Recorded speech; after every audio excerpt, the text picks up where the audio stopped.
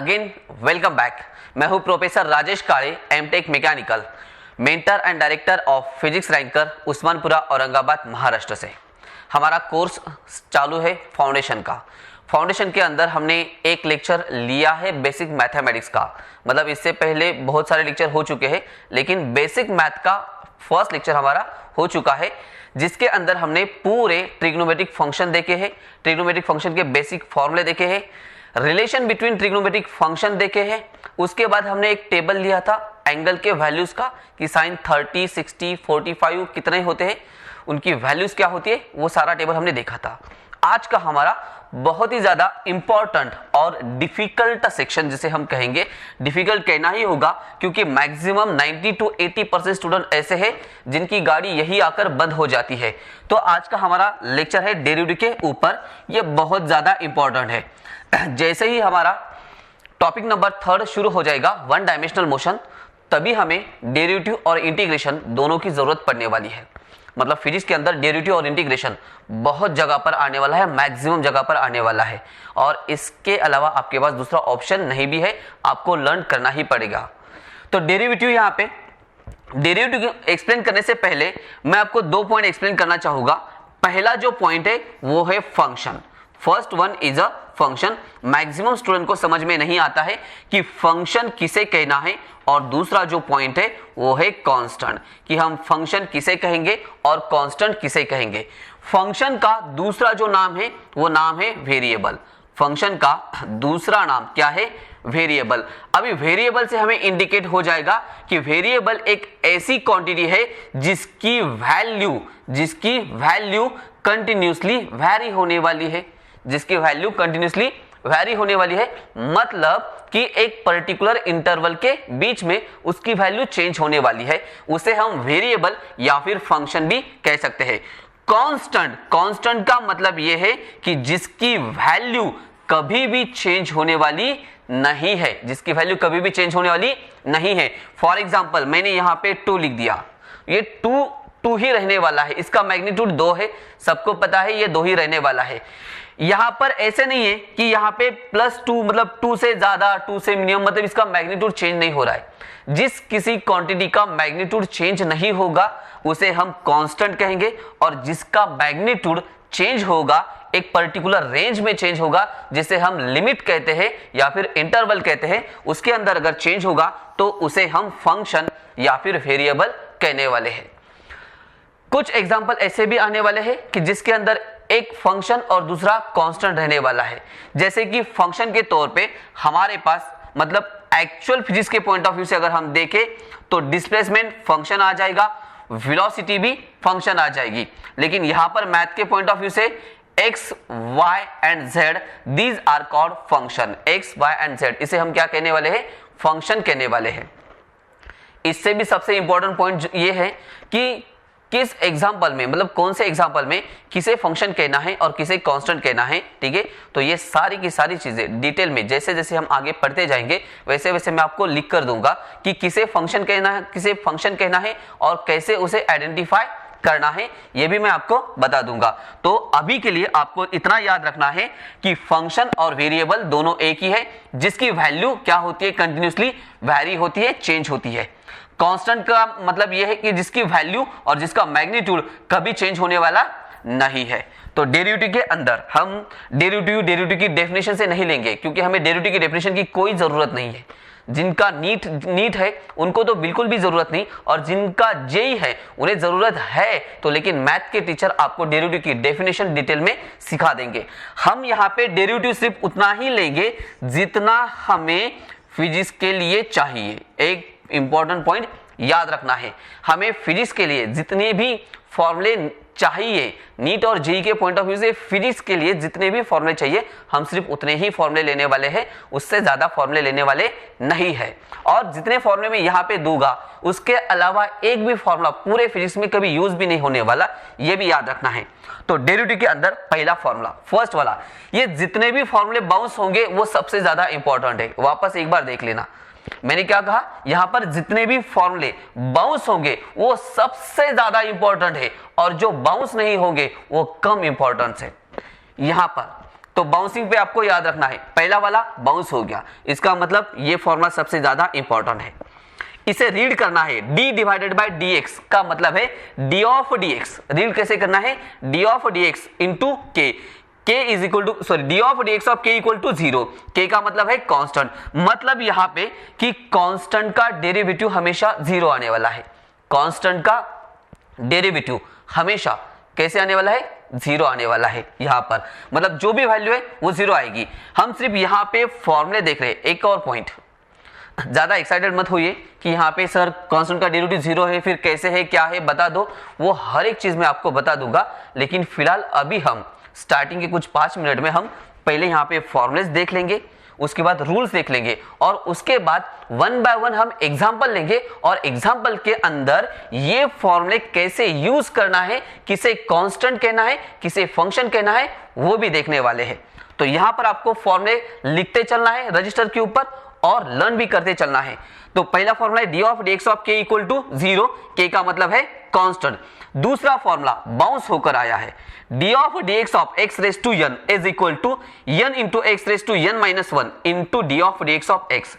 Maximum student formula सिर्फ यहीं तक लिखते हैं, ये आगे की जो टर्म्स है इसे खा देते हैं, मतलब गायब कर देते हैं। ठीक है, तो इसे निकालना नहीं है, गायब नहीं करना है, क्योंकि अगर आप इसे अगर निकाल दोगे तो ये फॉर्मूला इनकम्प्लीट हो जाएगा, ये फॉर्मूला इनकम्प्लीट हो जाएगा। मैक्सिमम टाइम देखा है मैंने कि फॉर्मूला यहीं तक सिखाते हैं, लेकिन यहां तक अगर फॉर्मूला सीखा है तो उसका ड्रॉबैक भी मैं आपको बताता हूं कि ये इनकम्प्लीट फॉर्मूले के ड्रॉबैक क्या होते हैं। यहां पर हमने पूरे कंप्लीट फॉर्मूले लिए हैं। d of dx of x raise to n, इसका मतलब है यहां पे डेरिवेटिव ऑफ x यहां पर is equal to n into x raise to n minus 1 into d of dx of x। मतलब पहला डेरिवेटिव पावर का, यहाँ पे x रेज टू कौन है, n, x रेज टू कौन, an, x raise to n मतलब n मतलब कौन, पावर है, n मतलब कौन है, पावर है।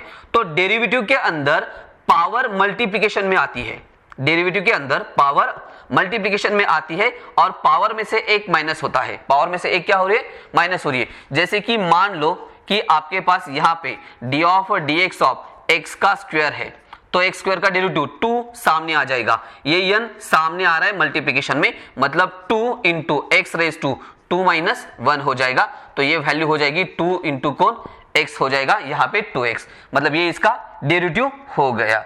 अच्छा, ये भी बता देता हूं कि कांस्टेंट का, जैसे कि अगर यहाँ पे d ऑफ dx ऑफ अगर इस तरह से आता है, d of dx of 3 is equal to, इसका मतलब 3 इज अ कांस्टेंट, 3 कौन है, कांस्टेंट, तो कांस्टेंट का डेरिवेटिव 0। अभी हमने एग्जांपल लिए ही है, तो आपको बता देता हूं कि फंक्शन कैसे आइडेंटिफाई करना है। डेरिवेटिव के अंदर कौन फंक्शन है ये हमें आइडेंटिफाई करना है, कांस्टेंट नहीं। पहले फंक्शन d ऑफ dx यहां नीचे देखना है,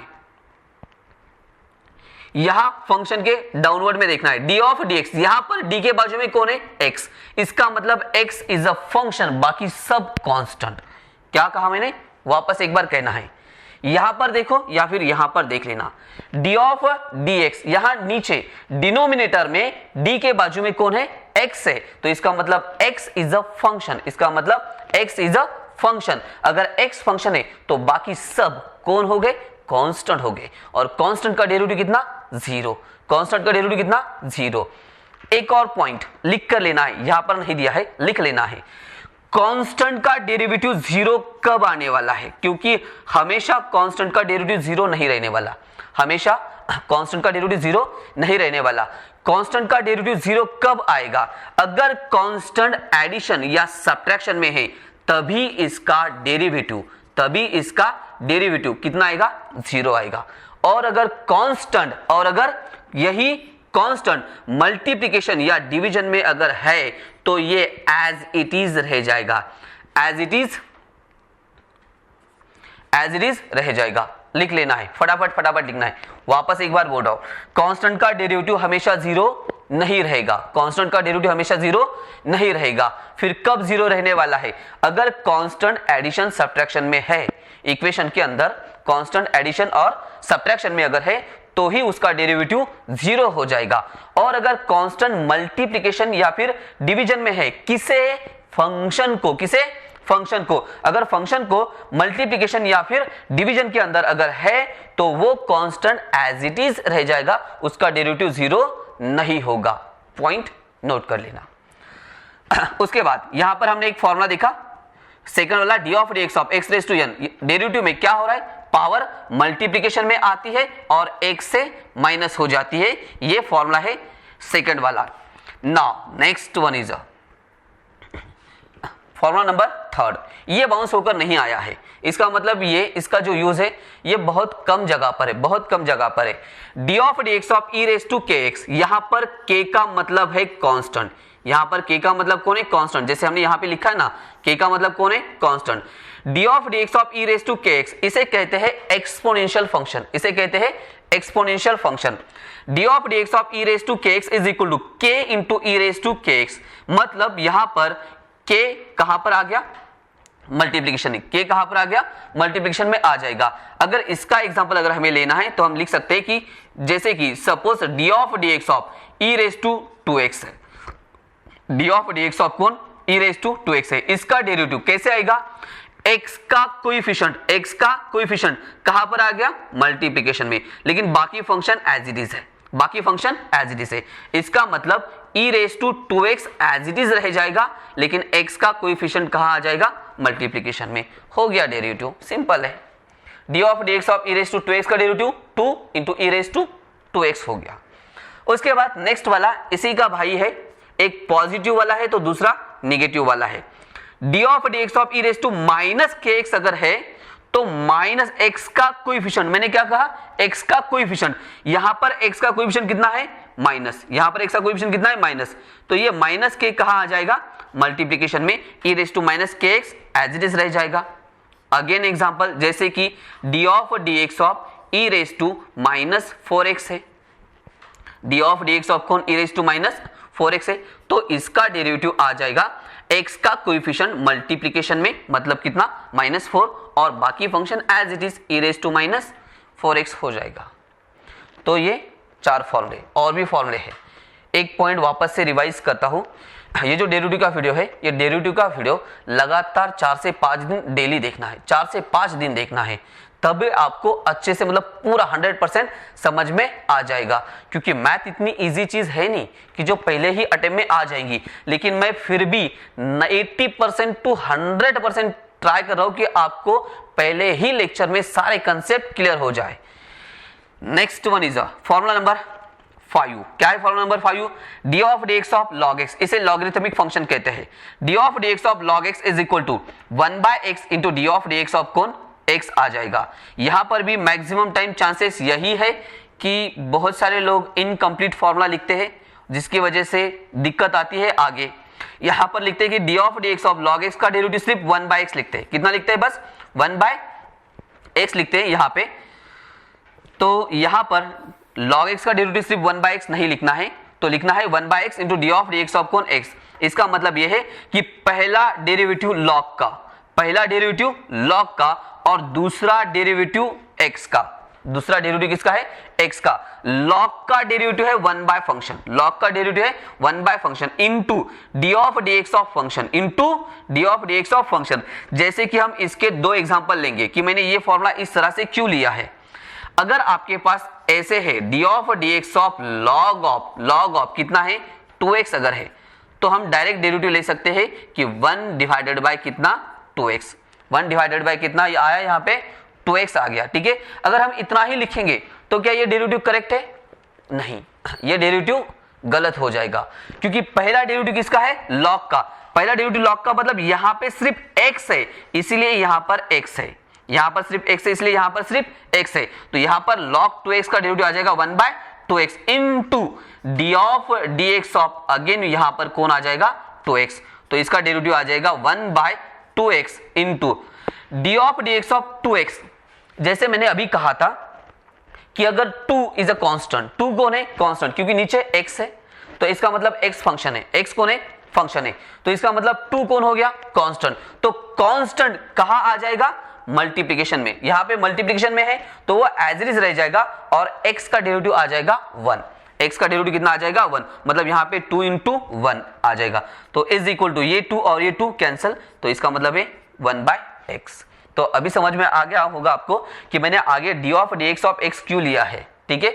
यहां पर x का कोएफिशिएंट अगर 1 से ज्यादा है, x का कोएफिशिएंट 1 से ज्यादा है, या फिर log के बाद यहां पर अगर ब्रैकेट अगर है तो डेरिवेटिव आगे एक्सटेंड करना पड़ता है। और फिर हमारा फॉर्मूला तो रहता है कि 1/x, फिर हम बोलते हैं कि सर सिर्फ 1/x था तो 1 बाय वैल्यू लेते हैं, वैसे नहीं होने वाला। इसलिए मैंने यहाँ पे पूरे फॉर्मूले, सारे फॉर्मूले एक्सटेंडेड फॉर्म में, कंप्लीट फॉर्म में यहाँ पर लिख कर दिए है आप लोगों को।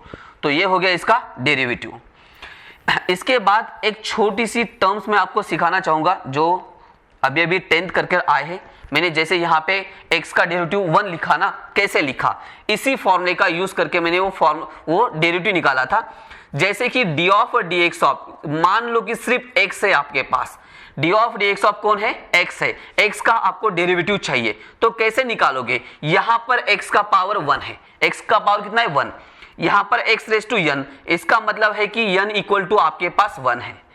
n मल्टीप्लिकेशन में आता है, मतलब power as it is multiplication में आती है और x से माइनस होती है, तो यहां पर भी 1 आ जाएगा सामने और x की पावर 1 से कम हो जाएगी तो x रेज टू 1 माइनस 1 हो जाएगा, इज इक्वल टू ये 1 एज इट इज यहां पर आ जाएगा x raise to 0, x raise to 0 is equal to यहां पर k dot note, k dot note कहां की k डॉट नोट, जैसे कि मैंने आपको इसके पहले के लेक्चर में k डॉट नोट लिख कर दी थी। क्या लिख कर दी थी कि किसी भी वैल्यू का पावर अगर 0 है, किसी भी वैल्यू का पावर अगर 0 है तो उसकी वैल्यू 1 आती है। जैसे कि 1000 रेज टू भी अगर 0 है तो भी वैल्यू कितनी आएगी, 1 आएगी। और किसी कांस्टेंट की पावर भी 0 है तो भी वैल्यू कितनी आएगी, 1 आ जाएगी। मतलब यहाँ पे x रेज टू 0 कितना आ जाएगा, 1, तो 1 इंटू 1 कितना, 1। तो हमेशा याद रखना है फंक्शन का पावर अगर 1 है, फंक्शन का पावर अगर 1 है तो उसका डेरिवेटिव 1 आने वाला है। कोई भी फंक्शन रहने दो, ऐसे नहीं कि x ही है, कोई भी फंक्शन रहने दो, किसी भी फंक्शन का पावर अगर 1 है तो उसका डेरिवेटिव कितना आ जाएगा, 1 आ जाएगा। और 1 से ज्यादा है तो ये फॉर्मूला यूज करना है। यही फॉर्मूला यहां पर भी यूज किया है लेकिन इनडायरेक्ट तरीके से यूज किया है, ये उसका एक्सप्लेनेशन था इसके साथ में। नाउ नेक्स्ट फॉर्मूला हमारा, इसके बाद next one is a bounce होकर आया है। बाउंस होकर आया है मतलब ये वाला भी इंपॉर्टेंट है, ये वाला फॉर्मूला भी इंपॉर्टेंट है, उसके बाद अभी ये एफ वाला फॉर्मूला भी सबसे ज्यादा इंपॉर्टेंट है यहाँ पे। मतलब अभी तक 3 फॉर्मूले सबसे ज्यादा इंपॉर्टेंट हुए हैं। ऐसा नहीं है कि ये 3 इंपॉर्टेंट नहीं है, लेकिन ये 3 बहुत ज्यादा इंपॉर्टेंट है, यूज होने वाले कंटिन्यू। क्या है formula, D of d x of sine के x is equal to k into cos के एक्स। इसका मतलब यह है कि यहां पर अगर x का कोएफिशिएंट k है तो कहा जा रहा है ये मल्टीप्लिकेशन में, कहां पर जाएगा, मल्टीप्लिकेशन में। साइन का डेरिवेटिव कॉस, साइन का डेरिवेटिव कॉस। एक और बात मैं आपको बता दूंगा कि पॉसिबिलिटी ये भी है कि जब आपके मैथ के टीचर अगर फॉर्मूले पढ़ाएंगे, आपके मैथ के टीचर फॉर्मूले पढ़ाएंगे और उन्होंने ये वीडियो अगर नहीं देखा है तो 100% चांसेस है इस तरह से फॉर्मूले नहीं होंगे, ये फॉर्मूले नहीं होंगे, क्योंकि ये सारे के सारे फॉर्मूले जो मैं लिख रहा हूं ये सारे के सारे हमारे के डॉट नोट है, सारे के सारे के डॉट नोट है। किसी भी बुक के अंदर आपको इस तरह से फॉर्मूले नहीं मिलने वाले, क्योंकि बुक के अंदर जो फॉर्मूले है वो अलग फॉर्मेट में है और बुक के फॉर्मूले अगर आप यूज करोगे तो आपकी गाड़ी 100% अटकने वाली है, क्योंकि वो फॉर्मूले जो है वो स्ट्रेट फॉरवर्ड फॉर्मूले है, डायरेक्टली वो चेन के फॉर्म में नहीं है, चेन रूल के फॉर्म में नहीं है। वो फॉर्मूला एक जगह पे जाके रुक जाता है तो आपकी गाड़ी भी रुक जाती है। आपको इसे फॉलो करना है, इस तरह से फॉलो करना है। अगर ये फॉर्मूले लर्न कर लोगे तो कोई न्यूमेरिकल ऐसा नहीं होगा कि आपसे सॉल्व नहीं होगा। तो यहां पे D of d x of sine के एक्स लर्न करके रखना है। साइन का डेरिवेटिव कॉस, साइन का डेरिवेटिव कौन, कॉस, साइन का डेरिवेटिव कॉस। x का कोएफिशिएंट अगर 1 से ज्यादा है, x का कोएफिशिएंट अगर 1 से ज्यादा है तो कहा जाएगा मल्टीप्लिकेशन में। इसके एग्जांपल देखते हैं, जैसे कि d of d x of, D of d x of, जैसे कि मान लो आपके पास सिर्फ साइन x है, कौन है, साइन x है। D of d x of कौन, साइन x, साइन x का डेरिवेटिव आ जाएगा cos x, sin x का डेरिवेटिव कौन, cos x। एक्चुअली बुक के अंदर यही फॉर्मूला दिया है, बुक के अंदर ऐसे ही दिया है कि sin x का डेरिवेटिव कौन, cos x। लेकिन एग्जाम में ऐसे नहीं आएगा, एग्जाम में आ जाएगा कि d ऑफ dx ऑफ कौन, sin 3x। अब गाड़ी अटक जाएगी। d ऑफ dx ऑफ कौन पूछा इन्होंने, sin 3x, ठीक है। अगर आप यहीं पर अगर ऐसे लिख दोगे कि d of dx of sin 3x का डेरिवेटिव कौन है, cos 3x, इतना ही, क्योंकि इस फॉर्मूले से ऐसा ही प्रेडिक्ट होने वाला है, इस फॉर्मूले से ऐसे ही प्रेडिक्ट होने वाला है। sin x का डेरिवेटिव cos x, तो sin 3x का डेरिवेटिव cos 3x, तो ये गलत हो जाएगा। ये क्या हो जाएगा? गलत हो जाएगा। क्यों गलत हुआ? क्योंकि यहाँ पे चेन डेरिवेटिव के हिसाब से ये इनकम्प्लीट है। अगर इसी फॉर्म में इसे अगर कंटिन्यू करना है तो कैसे करोगे? तो पहला डेरिवेटिव साइन का होता है, पहला derivative sine. Sine is a function, आपको याद है ट्रिग्नोमेट्रिक फंक्शन के अंदर मैंने सिर्फ sine, cos, tan, cot, sec, cosec कहा था। मैंने वहां पर भी मेंशन किया था कि मैं यहाँ पे थीटा नहीं कहने वाला। थीटा मैंने इसीलिए कहा था कि थीटा नहीं कहने वाला क्योंकि मैंने ये भी बताया था आपको कि वहां पे एंगल चेंज होने वाला है। कभी एक्स आएगा, कभी वाई आएगा, कभी थीटा आएगा, कभी अल्फा आएगा, कभी फाई आएगा, बदलने वाला है। तो ये x एज अ फंक्शन अलग है, साइन फंक्शन अलग है। तो यहां पर पहला डेरिवेटिव साइन का और दूसरा डेरिवेटिव x का आ जाएगा। पहला डेरिवेटिव साइन का और दूसरा डेरिवेटिव x का। साइन x सिंगल फंक्शन नहीं है, याद रखना। और अगर ये साइन x अगर सिंगल फंक्शन अगर है तो फिर साइन 3x का डेरिवेटिव cos 3x ही आना चाहिए। इसका डेरिवेटिव 3 cos 3x क्यों आ रहा है? 3 cos 3x क्यों आ रहा है? क्योंकि साइन सिंगल फंक्शन है, 3x दूसरा फंक्शन है। साइन 3x ये दो फंक्शन हो गए, साइन 3x ये कितने हो गए? दो फंक्शन हो गए। तो इस फॉर्मूले को एक्सटेंड करना होता है, लेकिन एक्सटेंडेड फॉर्म कोई नहीं लिखता, लेकिन हम पूरा एक्सटेंडेड फॉर्म कंप्लीट लेंगे। इसका एक्चुअल फॉर्मूला क्या है? D of dx of sine x का फॉर्मूला डेरिवेटिव है cos x into D of dx of x into D of dx of कौन? x। ये कंप्लीट फॉर्मूला है डेरिवेटिव का। अब इस तरह से अगर आप डेरिवेटिव निकालोगे तो इसका भी डेरिवेटिव निकल कर आ जाएगा। मैं आपको एक्सप्लेन करके दिखाता हूं यहां पे कि वैल्यू कैसे आने वाली है। नाउ यहां पे डी ऑफ dx ऑफ यहां पर हमने फॉर्मूला लिया था कि साइन ऑफ कितना? 3x इज इक्वल टू पहला डेरिवेटिव साइन का, पहला डेरिवेटिव साइन का और दूसरा डेरिवेटिव 3x का, क्योंकि साइन सेपरेट और 3x सेपरेट हो जाएगा। साइन का डेरिवेटिव यहां पर आ जाएगा cos ऑफ 3x, कंप्लीट आ जाएगा। डेरिवेटिव में एक टाइम एक ही फंक्शन का डेरिवेटिव होता है, एक एट अ टाइम सिर्फ एक का ही डेरिवेटिव ले सकते हैं जब अगर वो मल्टीप्लिकेशन में हो तो यहां पर cos 3x इनटू इसके हिसाब से कि d of dx of x से, मतलब यहां पे कितना है? टोटल 3x है। डी ऑफ dx ऑफ कौन? 3x, तो इज इक्वल टू ये cos 3x as it is. जैसे मैंने आपको लिख कर दिया कि अगर कांस्टेंट मल्टीप्लिकेशन में, मतलब 3 मल्टीप्लिकेशन में, तो वो एज इट इज रह जाएगा, एज इट इज रहेगा। और फंक्शन का पावर 1 है तो उसका डेरिवेटिव 1 आता है, तो इसका कंप्लीट डेरिवेटिव होगा 3 इंटू 1 3, तो 3 आप आगे लिख दो, 3 into cos of 3x, that is the complete solution. इसे कंप्लीट सॉल्यूशन कहते हैं।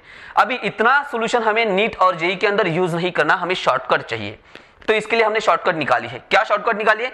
यहां पर साइन kx का derivative k into cos kx, क्योंकि हमें एक बात तो पता चली कि यहां पर जो x का कोएफिशिएंट होता है, ये x का कोएफिशिएंट अगर 1 से ज्यादा है तो मल्टीप्लिकेशन में आ जाएगा।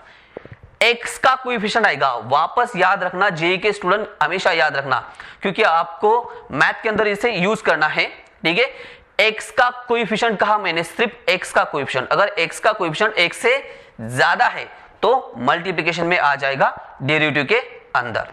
तो ये फॉर्मूला हो गया। एक और फॉर्मूला यहां पे बाउंस करने वाला है और वो है cos का। Same as it is explanation है cos के लिए भी। D of dx of cos x का डेरिवेटिव है minus k into sine kx। वापस coefficient of x goes to the multiplication, x का कोएफिशिएंट कहा जाएगा मल्टीप्लिकेशन में, लेकिन यहां पर साइन का डेरिवेटिव पॉजिटिव है cos, लेकिन cos का डेरिवेटिव माइनस साइन है। cos का डेरिवेटिव कैसे है? माइनस साइन है।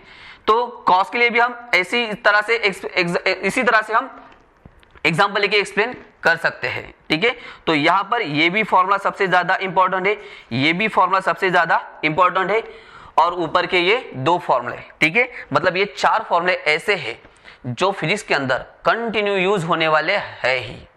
तो इसके बेसिस पे हम वापस 10 एग्जाम्पल लेने वाले हैं, 10 एग्जाम्पल लेंगे और 10 एग्जाम्पल में हम ये पूरा और ज्यादा डिटेल में लर्न कर लेंगे। यहां तक वीडियो स्टॉप करके इसे वापस रिवाइंड करना है और यहां तक दोबारा से देखना है, और इसके बाद फिर आगे आपको वीडियो कंटिन्यू करना है। मैं अभी रिवाइंड करने के लिए इसलिए कह रहा हूं कि अगर आपको 70 to 80% भी समझ में आ गया होगा, तो अगर आप अभी देख लोगे तो 100% कंप्लीट आपको समझ में आ जाएगा। नेक्स्ट जो हमारा पॉइंट है यहाँ पे, नेक्स्ट पॉइंट भी है और एक और फॉर्मूला है जो यहाँ पे यूज होने वाला है। ठीक है, यहाँ पर ए एच वाला जो एक फॉर्मूला है ये भी बाउंस करके आ रहा है। ठीक है, तो ये भी फॉर्मूला इंपॉर्टेंट है। D of d x of 1 by x raise to n is equal to minus n divided by x raise to n plus 1 into d of d x of कौन x। सेम formula है ये भी, लेकिन ये use कहाँ करना है पहले इसे लिख लो। पहले ये लिख लो कि इसे यूज कहाँ करना है। इसे यूज वहीं पर करना है जहां पर न्यूमरेटर के अंदर, न्यूमरेटर में कौन है, कांस्टेंट है। न्यूमरेटर में कांस्टेंट है और डिनोमिनेटर में फंक्शन है। न्यूमरेटर में कौन है, कांस्टेंट, और डिनोमिनेटर में कौन है, फंक्शन। तभी इस फॉर्मूले को यूज करना है, अदरवाइज यूज करने की जरूरत नहीं है। आप इसे यूज नहीं कर रहे हो तो इससे भी निकल जाएगा डेरिवेटिव उसका, कोई दिक्कत नहीं। लेकिन इस फॉर्मूले से डेरिवेटिव निकालोगे तो प्रोसीजर बढ़ जाएगी, और इससे अगर डेरिवेटिव निकालोगे तो डेरिवेटिव इजीली और जल्दी फाइंड आउट हो जाएगा। हम इसके बेसिस पर भी एग्जांपल लेंगे, लेकिन अभी के लिए आपको लिख कर लेना है कि इसका यूज कहां पर करोगे। न्यूमरेटर मतलब ऊपर कांस्टेंट है और डिवीजन के अंदर कौन है, फंक्शन है, तो इसका यूज करना है आपको। उसके बाद डेरिवेटिव के कुछ रूल्स है। ठीक है, यहां पर रूल्स फॉर द डेरिवेटिव। पहला जो रूल है, एक्चुअल डेरिवेटिव के टोटल 3 रूल है। एक्चुअल डेरिवेटिव के कितने रूल है, 3 रूल है। पहला रूल एडिशन सब्ट्रैक्शन, एक्चुअली कुछ बुक में सेपरेट भी कर दिए, अगर सेपरेट करोगे तो फिर 4 बन जाएंगे, एक एडिशन का, एक सब्ट्रैक्शन का, एक मल्टीप्लिकेशन का और एक डिवीजन का, ऐसे 4 रूल है। डिवीजन का रूल रेयरली यूज होने वाला है नीट वालों के लिए, लेकिन फिजिक्स जेई के पॉइंट ऑफ व्यू से, फिजिक्स जेई के पॉइंट ऑफ व्यू से डिवीजन का जो रूल है वो 4 से 5 जगह पर यूज होने वाला है, आगे सिखाते समय आ जाएगा वो। तो यहां पर हम पहले देख लेते हैं कि रूल्स फॉर द डेरिवेटिव। पहला जो रूल है वो है एडिशन और सब्ट्रैक्शन का रूल है। हमने इसे कंबाइन कर दिया है, एडिशन और सब्ट्रैक्शन, क्योंकि इसके अंदर कुछ है ही नहीं इतना ज्यादा। क्या है एडिशन सब्ट्रैक्शन का रूल, कि d of d x of u plus और minus v is equal to d of d x of u plus और minus d of d x of v. यहां पर u is a function, u एक function है और v भी function है, u भी फंक्शन है और v भी फंक्शन है। तो पहला डेरिवेटिव u का प्लस और माइनस एज इट इज, और दूसरा डेरिवेटिव फिर किसका, v का। मतलब सिंपल, इसके अंदर कुछ है नहीं।